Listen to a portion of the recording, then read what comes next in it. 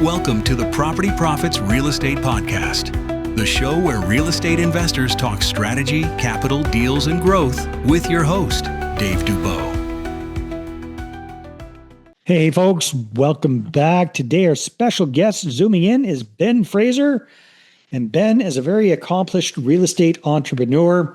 He runs Aspen Funds with his father, Bob, and they are the co-authors of a USA Today best-selling book called Invest Like a Billionaire. He's also a podcast host. And today we're going to be chatting about what Ben and his dad and their company are up to, talk a little bit about investing like a billionaire, and we'll see where the conversation takes us. So Ben, welcome to the show. Great to have you. Yeah, thanks for having me, Dave. Looking forward to it. So Ben, we're doing this interview the middle of 2026 already. So let's start with a little snapshot of you guys, your company, what you invest in, what the portfolio currently consists of. Just kind of give us the big broad strokes. Yeah, so Aspen Funds, we have a few different verticals that we focus on. We started about 14 years ago, coming out of the great financial crisis, buying up distressed mortgages. That was really the genesis of our first fund.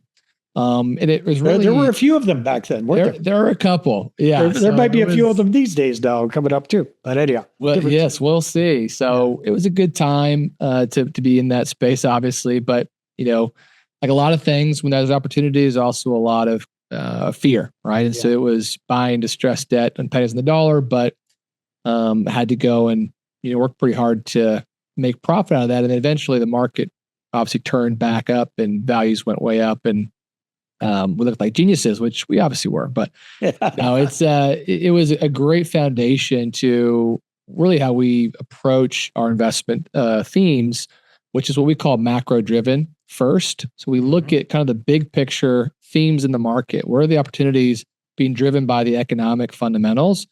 And then we want to go and position ourselves to benefit from those longer term trends. And so you're not stuck with any one particular asset class. It depends on where the market's taking things.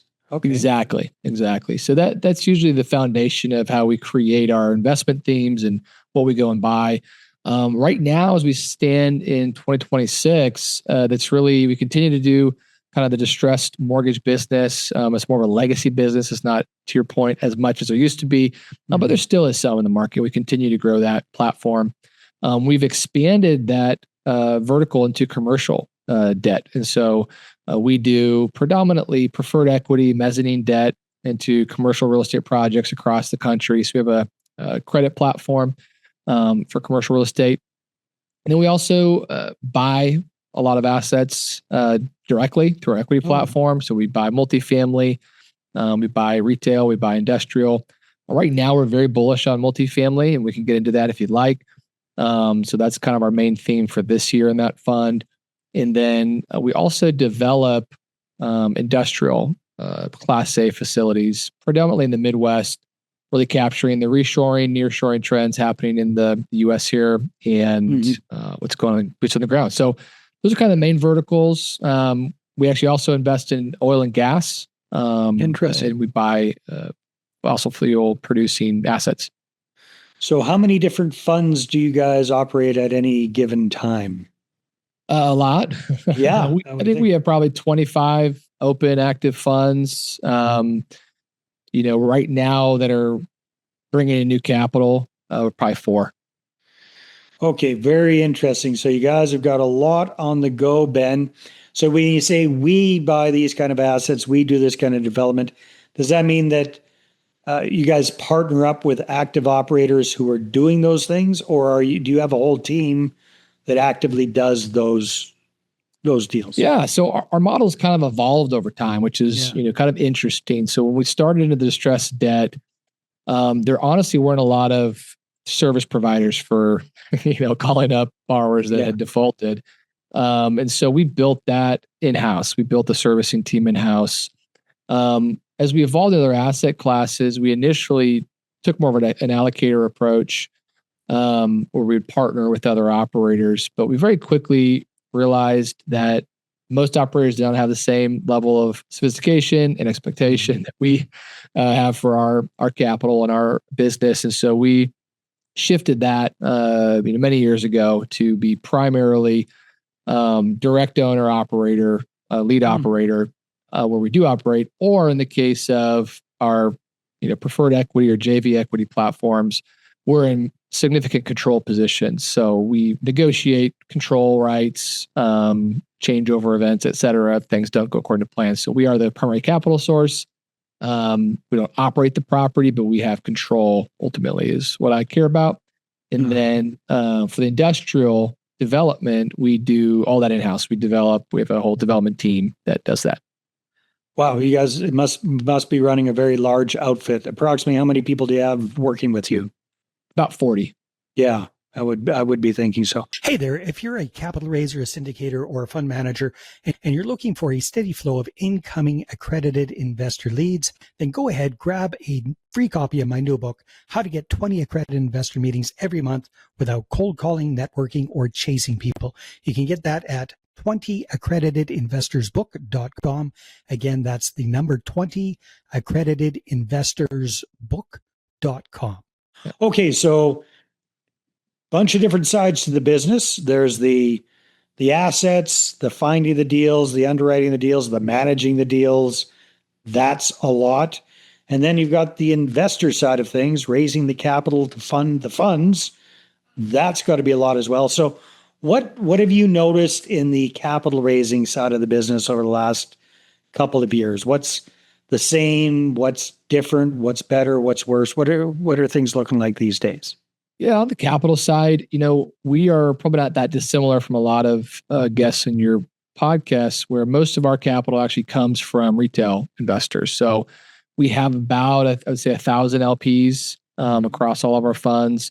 We have some small family office and institutional investors, but we've intentionally retained a large retail footprint. Just we have a desire to provide great products for the retail investor. That's just part of who we are, what we do, why we wrote the book and the podcast, et cetera.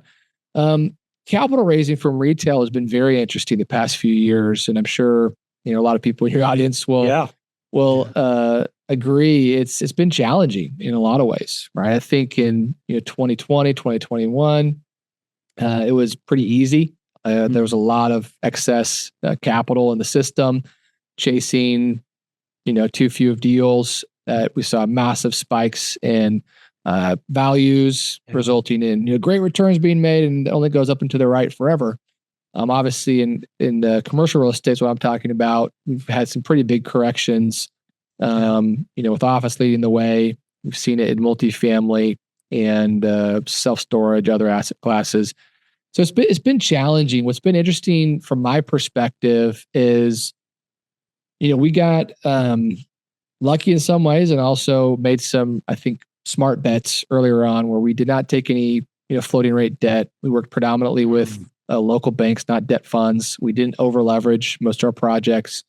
And so our portfolio has actually been, relatively healthy compared to what's gone on out there, where a lot of deals are having capital calls, losing capital, getting foreclosed, being taken back.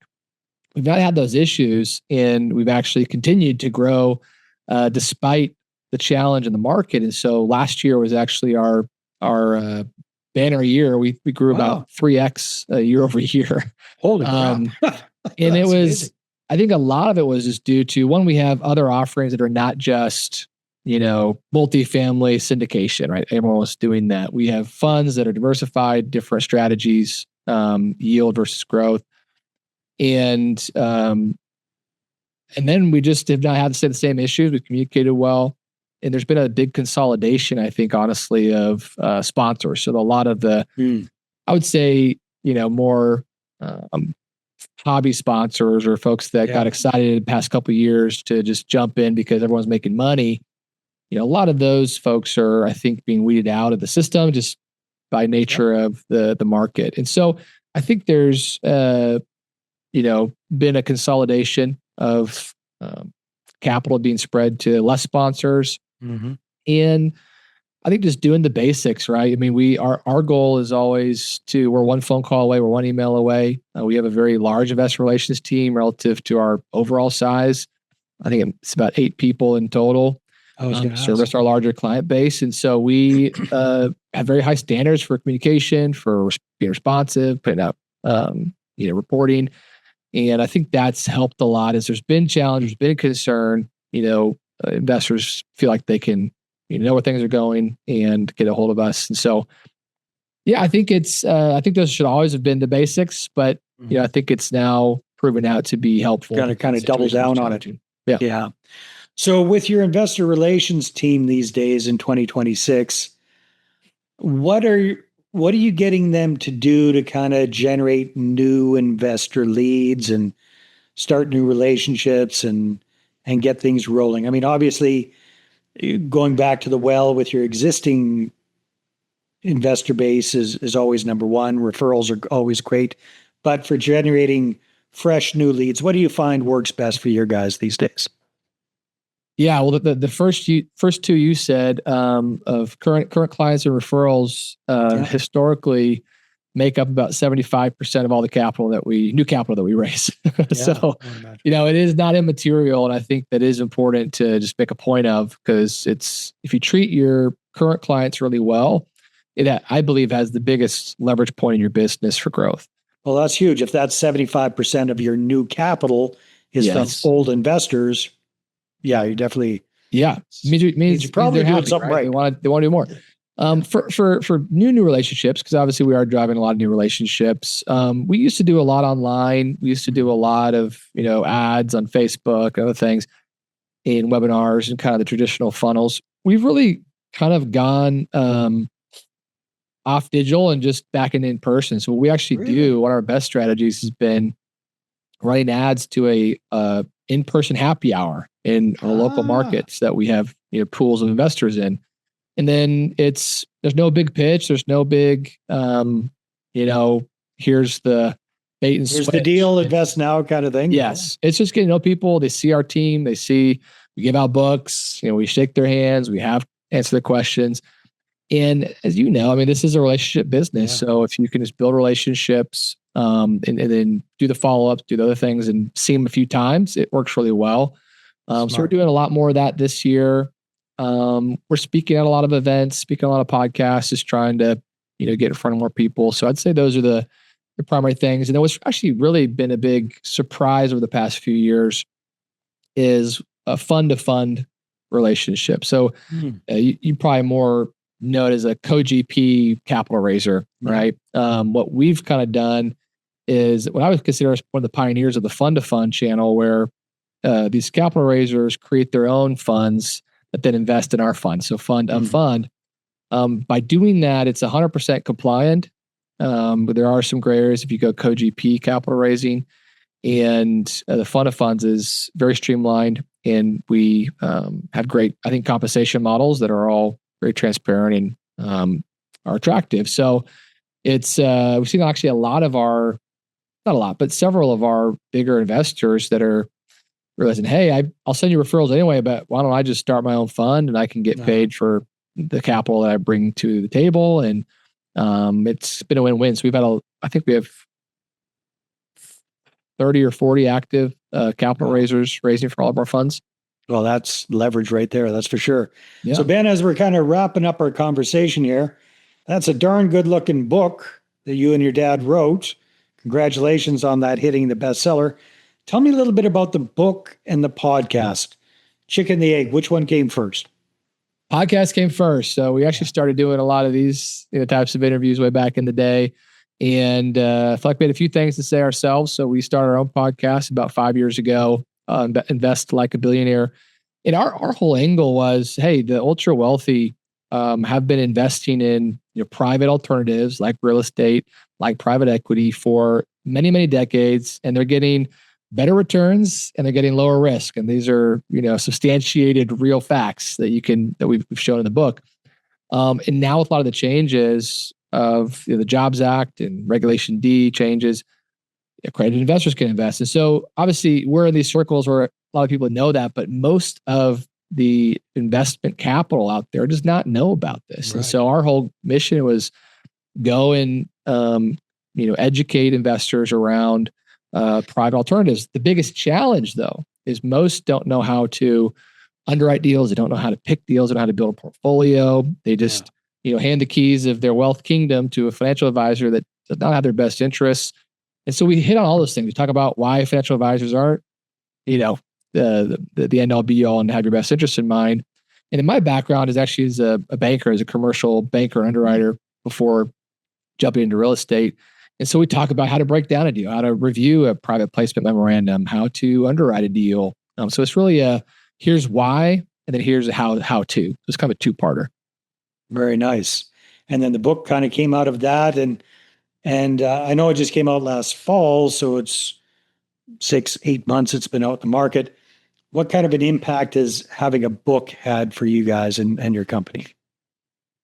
Well, I think one, it's just it's a lot of work. I mean, we didn't use AI to write it. Maybe looking back now that AI has gotten a lot better, we maybe should have.